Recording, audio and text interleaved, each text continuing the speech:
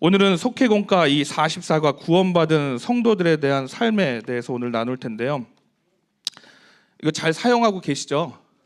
네, 이거 제일 잘 사용하는 방법은 여기에 QR 코드 보시면은 여기에 이제 목사님들 이 집필한 목사님들마다 아마 요약 메시지를 좀 넣었을 거예요. 이게 작년부터 그렇게 돼 있는 걸로 알고 있는데, 그래서 그거 보시고 또 이 속회 공과를 통해서 목사님들이 매주일 이제 수요일마다 그죠 설교를 하시면 그 공과에 해당되는 말씀을 이거 미리 공부하셔갖고 목사님들이 말씀하실 때 조금 이게 필기를 좀 하셔갖고 이거를 이제 그때 속회 때 나누시면 아마 이제 가장 잘 사용하실 것 같아요. 그래서 이제 남은 과가 얼마 남지 않았는데 더욱더 이 속회를 통해서 모이기에 힘쓰고 또 속회가 또 각 속마다 좀 부흥되어서 또 기쁨에 또 축복된 속회가 되기를 간절히 바라고 기도합니다.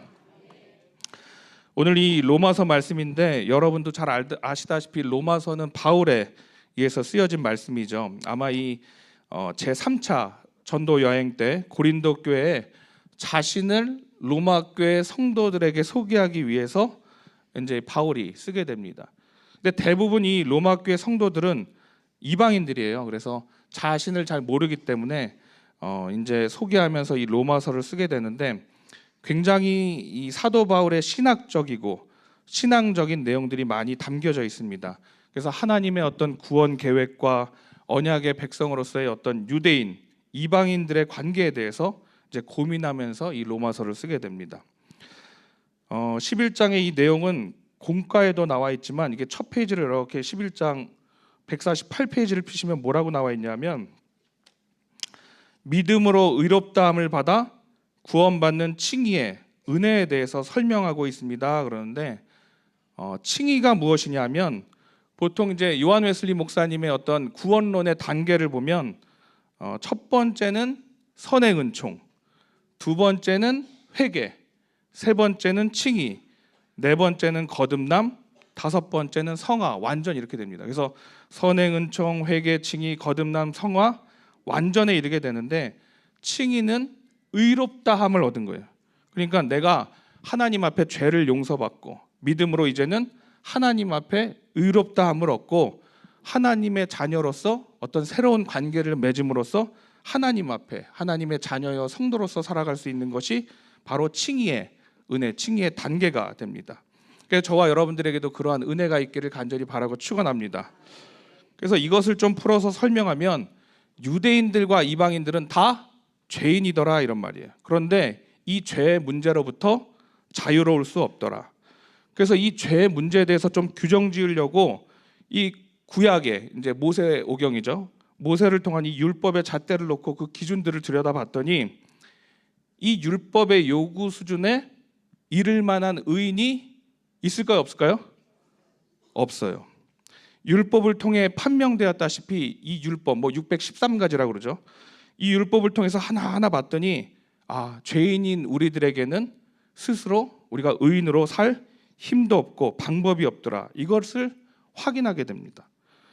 그러나 우리가 죄인 되었을 때 자기의 사랑을 확증해 주셨는데 누구를 통해서요? 예수 그리스도를 통해서. 그래서 1장부터 로마서 11장까지 세 가지로 요약하게 되면 뭐냐면 첫 번째는 우리 모두에게는 뭐가 있더라? 죄가 있더라. 근데 이 율법에 비추어 봤을 때 그 죄가 분명한데 이걸 해결할 방법이 없어요. 그래서 세 번째 아들 누구를 보내셔서 예수님을 보내셔서 구원하신 것이 하나님의 사랑의 확증이더라. 이게 1장부터 11장까지의 내용입니다. 그러면 이제 12장부터 오늘 제목이 구원받은 성도의 삶인데 우리가 구원받은 성도의 삶으로 그렇게 사랑의 확증을 받고 이제 죄로부터 예수 그리스도를 통해서 구원받은 우리가 어떻게 살아가야 되는가? 우리가 무엇으로 살아갈 수 있는가? 즉 어떤 삶을 구원받은 성도로서 살아가야 되는가가 오늘 이 12장 1절과 이제 2절에 계속되는 말씀이 됩니다. 12장 1절을 한번 다시 읽어보겠습니다. 그러므로 시작.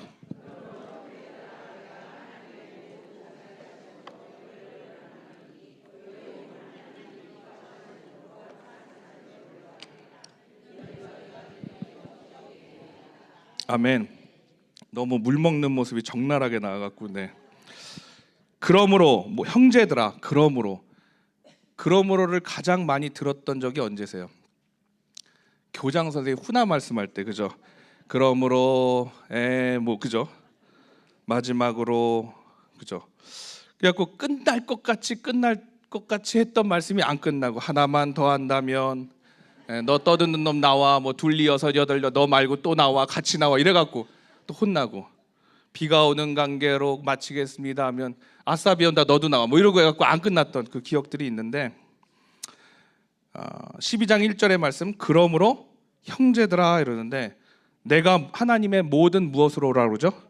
자비하심으로. 그래서 우리가 어떤 신앙생활의 기조가 될 때 이 하나님의 자비하심, 즉 예수님의 죽으심으로 인한 그 자비하신 사건으로 말미암아 우리가 신앙생활을 시작해야 될 줄로 믿습니다.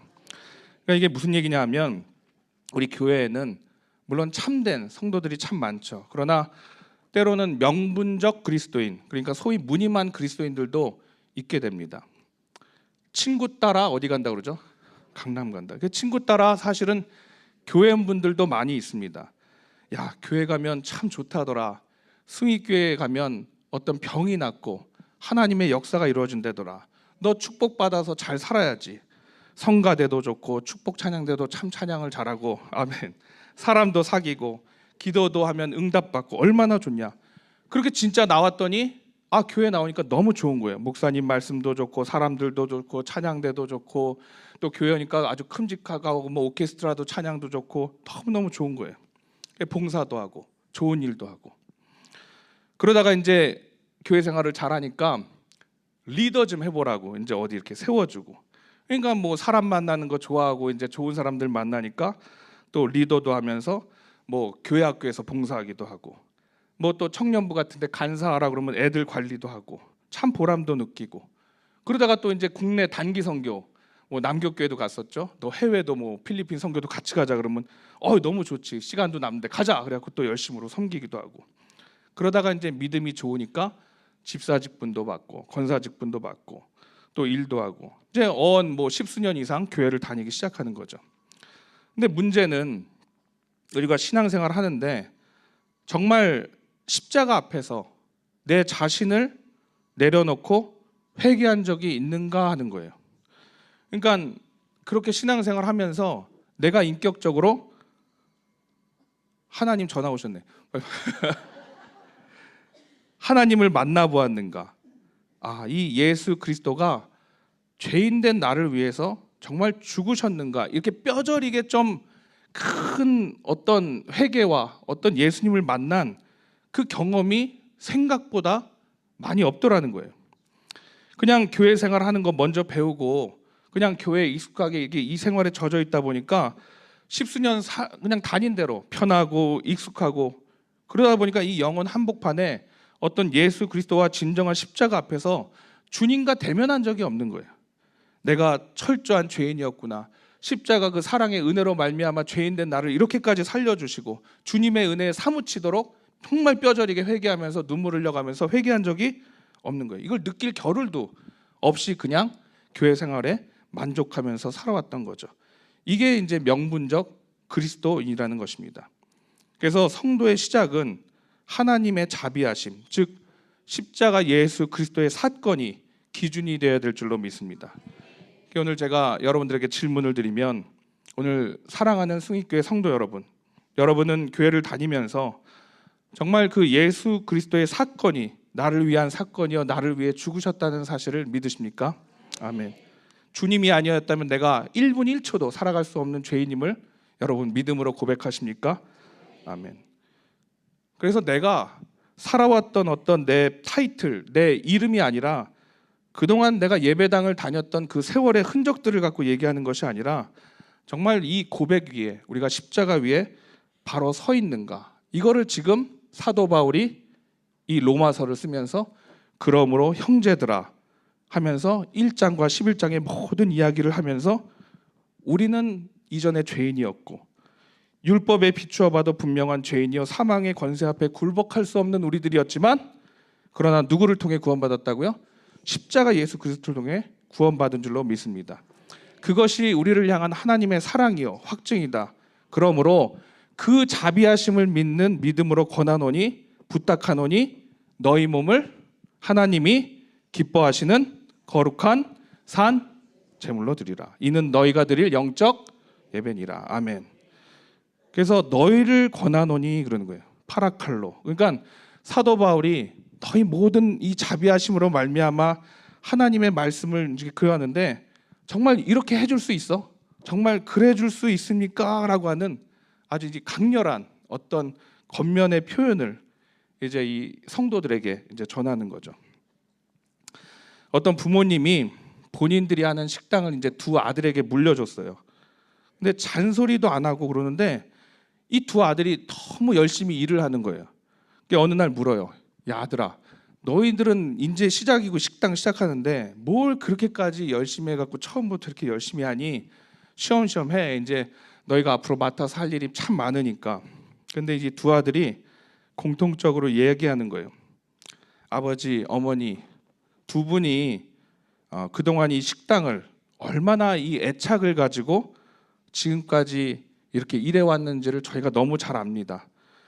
새벽부터 일어나 준비하시고 더운 날씨에도 불구하고 불 밑에서 음식을 만들어 나르시고 정말 노력하시고 정말 맛있는 음식을 만드시기 위해서 정말 밤잠을 새워서 연구하시고 이렇게 식당을 지키기 위해서 그렇게 노력하셨던 것을 우리가 잘 압니다. 그러는 거예요. 그러니까 이 두 아들은 정말 뼈저리게 느끼는 거예요. 이 식당을 통해서 우리들 공부 가르치고 또 대학 보내고 가정을 지키고 그 부모님들이 이 식당을 통해서 얼마나 열심히 해왔는가를 하는 그 흔적들을 너무나 그 가슴이 애달고 타도록 그 열심히 해온 과정들을 고스란히 누가 봤어요? 이 두 아들이 그 과정들을 다 본 거예요. 그러니까 그 아들들이 열심히 그 정신과 열정과 마음들을 고스란히 계승하게 되는 거죠. 우리의 어떤 신앙생활도 오늘 제목이 구원받은 성도의 삶인데 우리가 예수님의 죽음으로 말미암아 새로운 새 생명을 얻은 삶으로 살아가야 될 줄로 믿습니다. 그러니까 그 한 생명 나를 살리시기 위해서 얼마나 애간장 태우시면서 그 죽음을 넘나드는 삶을 사시고 십자가 예수 그리스도 죽기까지 고통당하셨는가. 아버지가 얼마나 마음을 태우면서 그 아들을 살리기 위해서 내어주시기까지 정말 간절한 마음으로 그 아들을 보내시고 죽으셨는가. 그 마음을 안다면 사도 바울이 얘기하는 거예요. 너희 몸을 우리의 몸을 거룩한 산 제물로 드리라. 이것이 너희가 드릴 영적 예배니라. 그러니까 그렇게 드린 예배는 얼마나 감격과 은혜가 있겠습니까? 그죠? 그걸 뼈저리게 아는 우리들에게 있어서 너희 몸이라는 단어에는 이제 소마라는 이제 단어를 쓰게 되죠. 근데 이게 단순히 어떤 몸, 어떤 살덩어리가 아니라 인격체로서의 몸을 뜻합니다. 그러니까 여기에는 우리의 정신과 의지와 영혼과 가치관과 살아온 흔적들이 다 담겨져 있는 몸을 지칭하는 말로서 이 소마라는 너희 몸이라는 표현을 쓰게 됩니다. 그러니까 우리가 이런 말을 잘 써요. 나는 몸은 못 가지만 뭐는 갈게? 마음은 갈게. 근데 이런 말도 있어요. 몸이 멀어지면 마음도 멀어진다. 이 반대죠. 어느 게 진짜일까요? 몸은 못 가는데 마음은 간다.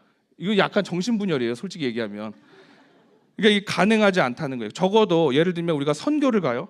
선교를 가면 미리 준비하잖아요. 야, 오늘 선교가 어떤 장소에 가고 거기가 어떻게 열악한 환경을 가지고 있고 그 선교사님과 성도들이 어떻게 복음을 전하기 때문에 이러이러한 물품들이 필요하고, 그러니까 우리가 누가 가니까 열심히 기도로 준비하고, 그래서 그 선교의 목적과 방향 그리고 그 선교지를 향해서 기도하고 하나님이 어떤 하실 일들을 통해서 기대하고 소망을 하는 마음을 품고 그 선교지를 가게 되죠. 그러니까 자연히 몸도 움직이고 못 움직여요? 마음도 움직이고, 마음도 움직이니까 몸도 움직이고. 그럼 제가 하나 물어볼게요. 어떤 사람의 어떤 대부분 여러분들이 일상을 살아갈 때 일생을 지배하는 그 순간들에 대해서 그 가치관을 이루는 것이 여러분이 의식하고 있는 세계일까요? 무의식의 세계일까요? 무슨 뚱딴지 같은 뭐 소리를 하십니까? 목사님 뭐 이런, 그죠? 자, 이런 거예요. 주일날 우리가 주일을 그냥 일요일이라고 하면 일요일날 우리가 교회를 갈 때 여러분 생각해 보세요. 일요일이네, 주일이네, 오늘 교회 가야지. 그럼 내 의식을 막 깨워요. 그리고 야, 성경책 찾아야지. 성경책, 교회 가려면 찬송 성경이 있어야 돼. 딱 이렇게 찾고. 이렇게 가면은 사실 뭐예요? 어떤 수준이 안 되는 거죠. 이런 표현이 그렇지만 목육병 환자처럼 그냥 일어나 갖고 자동적으로 주일이 되면 여러분들 어떻게 오세요? 의식하지 않고 교회에 그냥 나오게 되지 않아요? 성경 찬송 그냥 하고 옷 입고. 사실 여기에 대해서 교회 나오는데 갈등과 고민이 있어요, 없어요? 갈등 고민은 누가 하는 거예요? 애들이 하는 거죠. 애들이. 오늘 교회 가기 싫은데, TV에서 재밌는 거 하는데, 친구 놀러 가야 되는데, 몸이 아픈데, 너무 피곤한데, 뭐 한 주만 빠지지 뭐. 그죠? 여기에 나온 분들 중에 그런 고민하시는 분들은 아마 없을 거예요. 그죠? 이미 오랜 세월 신앙생활 하면서 이게 내 몸에 맞는 옷처럼 지속적으로 반복하고 쌓이고 또 반복하고, 그래서 어떤 축적된 결과물 같은 거죠. 그냥 교회 당연히 나오는 게. 그러니까 우리가 일반인들 요즘 생활하면 어때요? 일어나면 우아하게 커피 한잔 하고 제일 먼저 켜는 게 뭐 켜요? 컴퓨터나 뭐 봐요? 핸드폰, 카톡 왔나, 그죠? 보고 의식적으로. 근데 이게 그냥 이 세월 동안 어떤 패턴과 경향을 가지고 살아가는데, 이게 의식해서 하는 걸까요? 무의식 중에 하는 걸까요? 그냥 무의식 중에 하는 거예요. 그러니까 숨 쉬는 것도 여러분 의식하면서 숨을 몇 번 쉬어야지 하나요? 아니라는 거예요. 그러니까 제가 강조한 건 뭐냐면, 새벽 기도에 한 주에 한 번 이상 나오는 거 쉬울까요? 어려울까요? 모르겠죠. 안 나와봐서 모르겠어요. 사실 쉽진 않죠. 한 주에 한 번 나오는 게. 저는 반대로 생각하면 차라리 다 나오는 게 편하지 않아, 이런 생각도 들어요. 왜냐하면 새벽 예배 나오시는 분들은 알지만 안 나오려고 그래도 잘못 깰 때 있죠. 월요일 안 나오는데 4시에 깨고 불이 나게 옷 입다 보는데 오늘 나오는 날이 안 나온 날이에요? 안 나온 날이에요. 그런 적 있으시죠? 저는 있어요. 새벽 4시. 그러니까 어떤 우리의 일상에 있어서도 이러한 삶이 신앙생활에 반드시 필요하다는 겁니다. 그러니까 우리가 특히 어린 시절의 신앙생활에 대한 경험들이 중요한데, 우리가 때로는 어떤 우리의 신앙생활이 한 방에 해결하고 막 얻어 걸리고 우리가 의식해서 하는 이 신앙생활들을 참 좋아한다라는 거예요. 그러니까 한 방에 다 될 줄 아는 거죠. 예를 들면 지금은 목욕탕이 다 잘 돼 있죠. 화장실이 잘 돼 있고 샤워기도 뜨거운 물 나오고 그러니까. 그런데 예전에는 목욕탕 언제 가요? 명절 때 가잖아요. 명절 때 가면 막 바글바글 해갖고 막 목욕탕에 둥둥 떠다니는 막 육수도 같이 있고 막 이게 면인지 그건지 뭐 이렇게 있고. 옛날에는 뜰채로 뜨는 사장님도 있었어요. 그죠? 그렇게 뭐가 많이 나왔어요, 몸에서. 근데 지금은 그렇지는 않은 것 같아요. 그죠? 못 보는 것 같아요. 식사 시간인데 죄송해요. 그래서 그 부른 몸을 가지고 이태리 타월로 팍팍 밀면, 그죠? 아주 그냥 굵은, 그죠? 것들이 막 나오고 갑자기 헌해져갖고 나면, 야, 네가 인물이 이렇게 좋았는지 모르겠다고, 이렇게 이뻤는지 모르겠다고. 명절 때 딱 2번 이제 진짜 본연의 얼굴을 확인하는 거죠. 너무 시원하죠. 그러니까 마치 1년에 한 번 어떤 우리의 신앙생활의 묵은 때를 벗겨내기를 우리가 원할 때가 있다는 거죠. 부흥회를 통해서 회개하고 통곡하고 눈물 콧물 다 빼고 헌금 내고 나면 정말 뭔가 시원한 것 같잖아요. 그리고 또 멀쩡한 얼굴로 죄짓고 어떤 영적 카타르시스를 느끼고, 이거면 됐어, 그죠? 이게 모든 것을 해결하려고 한다는 거죠. 근데 과연 이게 건강한 우리의 신앙생활이냐 하는 거죠. 그리고 기도하는 거죠. 주여, 우리 앞에 환난과 고난이 있습니다. 주여, 그러나 내 믿음으로 될 줄로 믿습니다. 아버지 하나님, 여기 앞에, 내 앞에 200kg의 엿기가 있습니다. 주여, 들 수 있는 힘을 더하여 주시옵소서. 내가 믿음으로 들 줄로 믿습니다. 들려요, 안 들려요? 안 들려. 정말 근데 기적적으로 진짜 믿음대로 들었다고 치자고요. 그 다음부터가 문제예요. 어디가 있어요? 병원 가야죠. 200kg를 어떻게 듭니까? 들었는데 은혜로 막 근육이 늘어나 있고 무릎이 아프고 허리 디스크 걸려갖고 이 부작용이 있다는 거예요. 원래는 이 200kg의 엿기를 들려면 뭐가 필요하겠습니까? 100kg의 엿기가 있다고 쳐보세요. 이거 들려면 뭐가 있어야 돼요? 힘이 있어야 돼요. 러닝도 해야 되고 이 힘을 키우기 위해서 근육에 만드는 과정들이 필요한 거죠. 팔목과 팔과 허리와 무릎에 다 근육이 있어야 되고 꾸준한 운동이 필요한데 이 모든 과정들을 생략하고 주여 능력과 힘을 더하여 주시옵소서. 이거 될 줄로 믿습니다. 이건 사기 아니냐고요.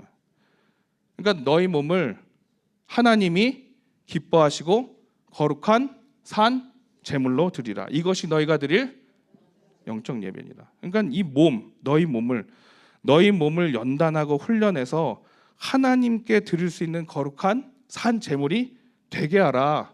이 말씀인 줄로 믿습니다. 아멘. 자, 2절을 함께 읽겠습니다. 2절 12장 2절. 너희는 시작. 너희는 이 세대를 본받지 말고 오직 마음을 새롭게 함으로 변화를 받아 하나님의 선하시고 기뻐하시고 온전하신 뜻이 무엇인지. 아멘. 이 세대를 본받지 말고 오직 마음을 새롭게 함으로 무엇을 받아? 변화. 이 마음의 변화는 언제 올까요? 은혜 받으면 옵니다. 그죠? 은혜 받으면 오는데 이 마음의 변화가 즉각적으로 올까요? 아니면 지속적으로 올까요? 대부분 뭐 즉각적으로도 오고 지속적으로도 오겠죠. 오늘 말씀 듣고 은혜가 이 변화가 언제 찾아올까요? 2박 3일 뒤에 찾아올까요? 아니면 오늘 말씀 들으면 오늘 찾아올까요? 2박 그죠? 보통은 우리가 부흥회 때 은혜 받으면 그 순간에 그죠? 아 맞아 목사님 말씀 점진적으로 이렇게 가면서 아 맞아 그렇지 그런 은혜가 감동이 있잖아요. 막 3박 4일 뒤에 갑자기 말씀이 떠올라서 은혜가 있고 이러진 않잖아요. 예. 대개는 그 말씀 들으면서 그날의 감동과 이제 은혜가 찾아오게 됩니다. 그래서 우리가 이제 특별히 이 청소년기가 그래서 중요합니다. 이 애들이 변화할 수 있는 시기 어떻게 변화할지 모르거든요. 그래서 중등부 시기가 굉장히 중2병 막 외계인이라고 그러죠. 어디로 튈지 모르기 때문에 어디로 튈지 모르지만 그만큼 변화가 큰 시기 때문에 영적으로 중요한 시기이기도 합니다. 얘네들이 무서운 거는 기도원 가서 은혜 받으면 주체할 수가 없는 거예요. 힘도 남아돌고 막 은혜가 넘치니까 막 애꿎은 소나무 뿌리를 막 붙잡고 옛날에 그런 애들이 있었어. 소나무 뿌리를 왜 이렇게 소나무를 잡는지 그만 좀 잡아야 되는데 막 은혜 받아갖고 갑자기 장로님, 권사님, 부장님한테 찾아가갖고 권사님 그렇게 신앙생활 하시면 안 된다고 이런 애들이 있었죠. 괜히 은혜 받아갖고 예수 믿는 사람은 이래야 된다고 막 애들이 어른들한테 막 얘기하고 그랬던데 저는 갑자기 신앙생활 하다가 180도 바뀌었다고 선언하고 공표하는 사람들이 있어요. 나 이제 술 안 먹어. 나 이제 완전 안 해. 나 은혜 받았어. 나 예수로 살 거야. 대부분 한 99%는 그렇게 오래 못 가더라고요. 이 공표하는 사람을 굉장히 무서워하는데 그러니까 무슨 일을 저지를지 모릅니다. 그러니까 너희는 이 세대를 본받지 말고 오직 마음을 새롭게 함으로 변화를 받아. 근데 이 변화가요 즉각적이고 어떤 결과만을 나타내는 어떤 내 기만하는 그런 변화가 아니라 정말 지속적이고 반복적으로 나타나는 신앙훈련을 통해서 그렇게 드러나고 나타나는 변화가 우리 마음속에 또 삶 속에 있어야 될 줄로 믿습니다. 살도 빨리 빼면 뭐가 와요? 요요가 와요. 그래서 저는 천천히 빼요. 30년 동안 계속 다이어트 중이에요. 천천히. 언제 요요가 올지 모르니까. 그러니까 요한 1서에도 보면 사랑하는 자들아 내가 너희에게 새 계명을 쓰노니 그러는데 어둠이 물러가고 빛이 오고 서로 사랑하라 이렇게 쓰고 있는데 오늘 이 말씀에도 보면 어떤 세상의 가치관, 어떤 세상의 패턴, 어떤 스타일, 어떤 세상의 풍조에 휘말리지 말고 이거를 카피하려고 들지 말고 우리가 잘못했던 것들 중에 하나를 이렇게 보면요. 저는 교회가 너무 이 세상의 패턴과 경향에 대해서 굉장히 민감하게 반응하고 그것을 카피하려고 하는 그러한 성향들이 교회들마다 많이 있는 것 같아요. 제가 여러분들에게 하나 물어볼게요. 여러분 한번 생각해 보세요. 우리가 정말 세상에 민감하고 세상의 많은 풍조와 가치관을 우리가 다 포용하고 수용해서 그렇게 교회가 나아간다면 정말 세상이 교회 속으로 들어올까요?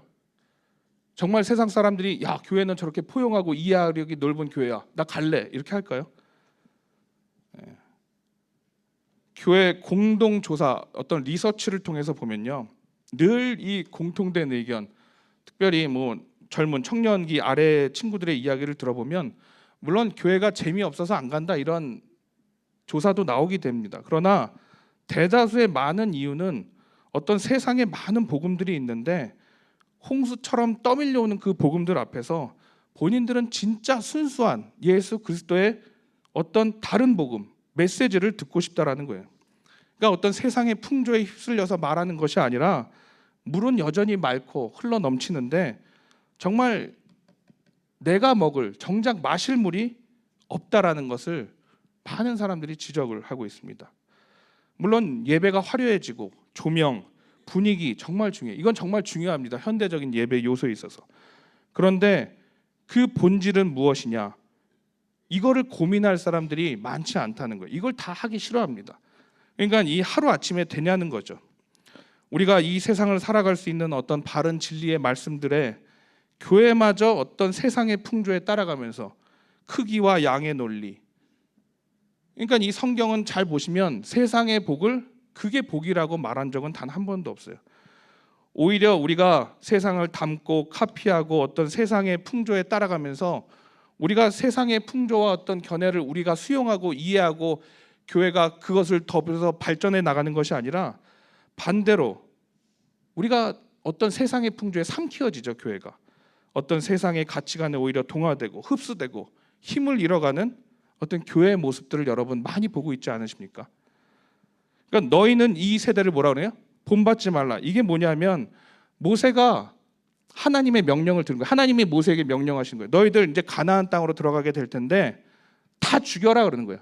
상종하지 말고 다 죽이고 다 진멸해라, 멸해라는 거예요. 이게 진멸법이거든요. 이게 쉬운 명령입니까?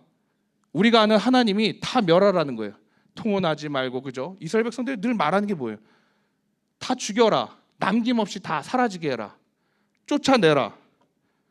이게 어떻게 사랑이고 하나님 다움입니까? 그런데 하나님이 왜 이런 명령을 주시는 거예요? 이스라엘 백성들에게 너희가 물들까 봐. 이스라엘 백성들을 떼어내서 구별되게 하기 위해서.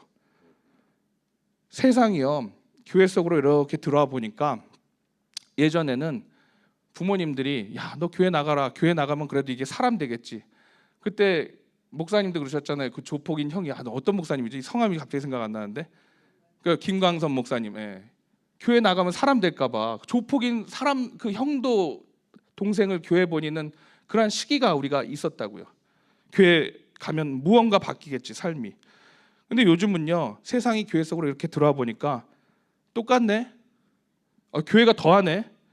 이런 거예요. 그러니까 뭔가 다르고 구별돼 있어야 되는데 그렇지 않은 거예요. 너희는 이 세대를 본받지 말고 오직 마음을 새롭게 하므로 변화를 받아. 그 다음에 뭐죠?